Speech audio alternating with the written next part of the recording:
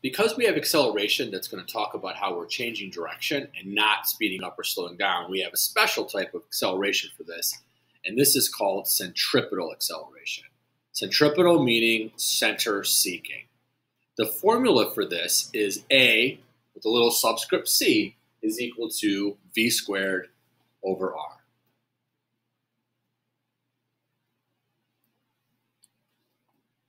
If you have uniform circular motion, that means that it's not speeding up or slowing down, so it's only accelerating by changing direction, which makes the problem simpler.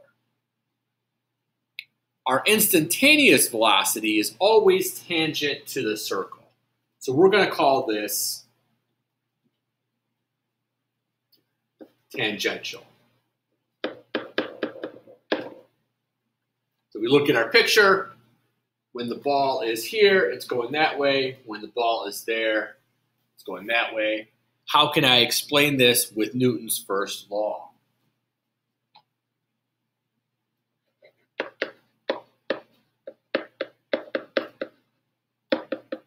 An object in motion wants to stay in motion.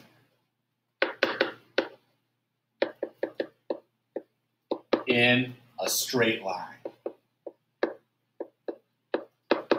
So at every point, this ball wants to keep on going straight, but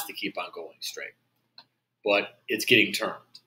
I'm going to tell you a story about when I was a little boy. I had a friend whose parents worked, and we do unusual things at his house, and he showed me this thing where you could catch a bee in a Ziploc bag, and you could put it in a freezer. And what we would do is we'd put it in the freezer until it didn't freeze to death, but it would just be asleep enough. And what we would do is we'd tie a small little string around that bee's neck, and we would tie it to a second bee. And so what you'd have is these two bees pulling each other as they flew around. We also would put a bee in there and then just attach one string to it, and we would walk it like we had a bee on a leash. Neither one of those are the examples that deals with circular motion. The other thing that he showed me was that once we had the bee on the leash, we could hammer a nail into a piece of wood and tie that string onto the nail. And how do you think that bee flew? It flew in a circle. How was the bee trying to fly? It was trying to go straight, but there was a net force that was accelerating it towards the center, which was the string. So in circular motion, our velocity is tangential, our acceleration and net force are centripetal.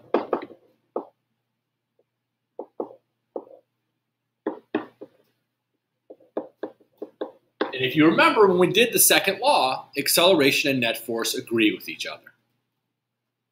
So the bee wanted to go straight, but there was a net force that pulled it towards the center and turned it, and it was accelerating, even if it wasn't speeding up or slowing down, because its natural tendency is to move in a straight line. All right, in centripetal acceleration, we often talk about G's.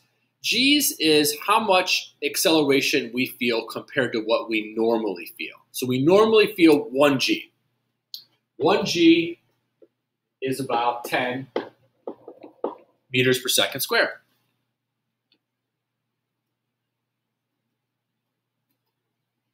And there's a couple videos that you guys will have on Edpuzzles, one on Colonel John Stapp and one on the vomit comet that go more into this. A dragster accelerates uniformly at 15 meters per second squared. How many G's is this? So we would just take 15 divided by 10. And this would be 1.5 G's. So it's 1.5 times what we're normally experiencing. The same thing when you see in the vomit comet, when they're in projectile motion, they feel 0. So they feel weightless. We have 0 G, which we call microgravity in physics, while they're projectile, the parabolic path you can see, they would feel 0 as opposed to the 1 that we normally feel. So certain things where this comes up, the idea of a rotor. If you've ever seen this at an amusement park, there's a wall, this thing spins around, and the floor drops out, and you're stuck to the wall. And it doesn't make sense that you'd be stuck to the wall. You would think that gravity would pull you down, but the wall itself is offering a normal force towards the center. And that force is turning you enough. There is weight going down, but usually the wall you're up against is rubberized, and so there's friction going up. If you were to climb to the top of this and get out, you would go flying in a straight line. Here's another picture of a rotor. Spinning things around.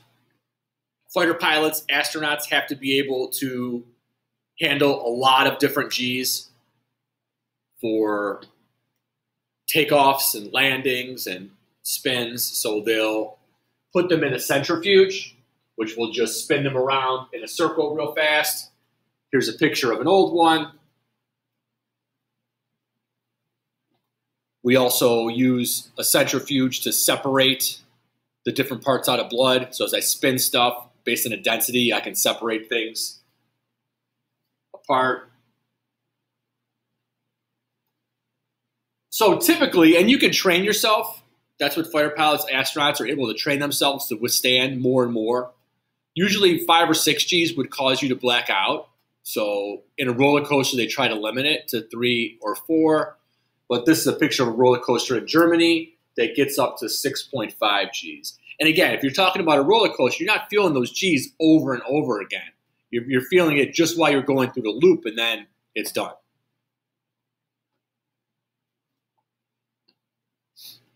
So when something goes in a circle, we have a special time. And this time is called the period. So this is a capital T. And it tells us how long it takes to go all the way around the circle.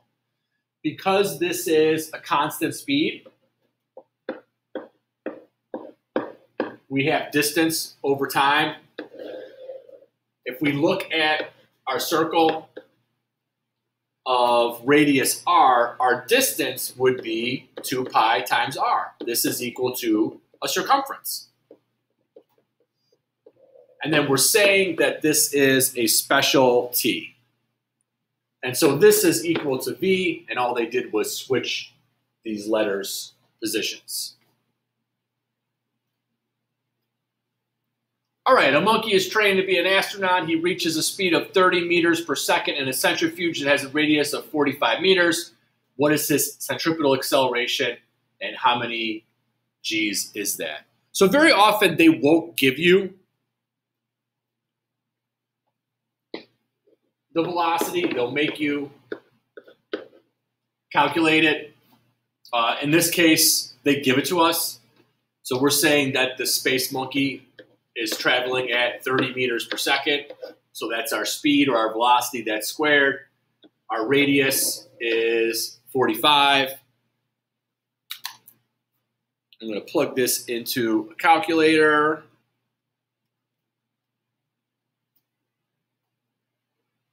And I get an acceleration of about 20 meters per second per second. If I divide this by 10, I get that it's about 2 Gs.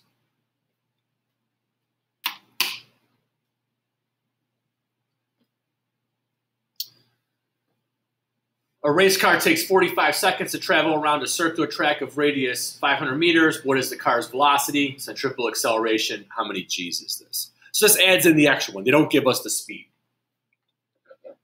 Our speed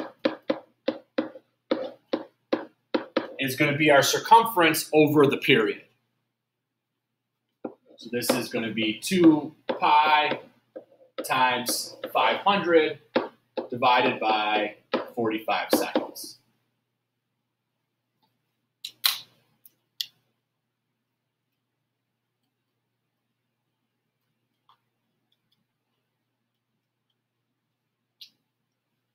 And I have about 70 meters per second is my velocity, my centripetal acceleration. And again, this is on our equation sheet. V squared over R, I'm going to have 70 squared divided by 500 meters.